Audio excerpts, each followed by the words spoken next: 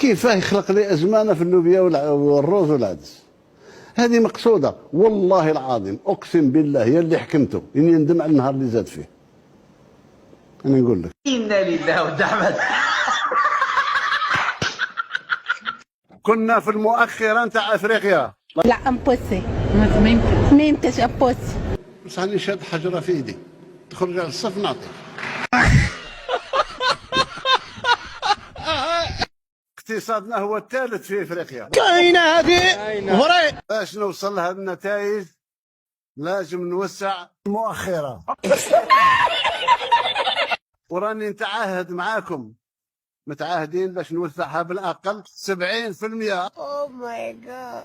يعني تحصيل حاصل ان شاء الله باش ندخلوا في العصرانه. شتي الشراب والله ما تيخليه حتى مرض.